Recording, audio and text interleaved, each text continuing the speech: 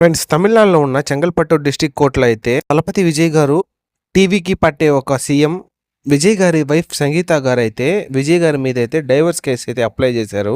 విజయ్ గారికి సంగీత గారికి వీళ్ళకి పెళ్ళయి 1999లో అయితే పెళ్ళయింది. ఇంచుమించు 27 సంవత్సరాలు అయితే అవుతుంది. అయితే సంగీత గారు వచ్చేసి petition for divorce for cheating her అని అయితే ఫైల్ అయితే చేశారు.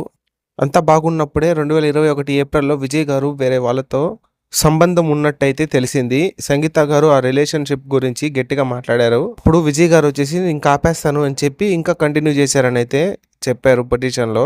అయితే సంగీత గారు చెప్పడం సంగీత గారితో సరిగ్గా మాట్లాడటం లేదు, దూరం పెడుతున్నారని పిటిషన్లో అయితే చెప్పుంది.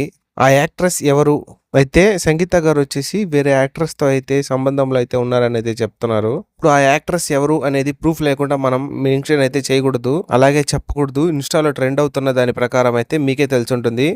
అయితే యాక్ట్రెస్ ఎవరని చెప్పేసి పిటిషన్లో కూడా సంగీత గారు అయితే మెన్షన్ చేయలేదు.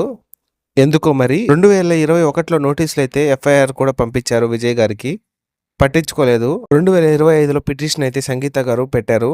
కోర్టు ఈ కేసుని హియరింగ్కి ఏప్రిల్ 20కి అయితే మార్చింది. ట్రైన్కి తిరిగే సమయం అది.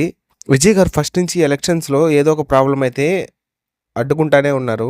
ఫస్ట్ వచ్చేసి ట్యాక్స్ పెనాల్టీ మీద వచ్చేసి అడ్డుకున్నారు. అలాగే రోడ్ షోలో స్టాంపేడ్ జరిగిందని చెప్పేసి అడ్డుకున్నారు.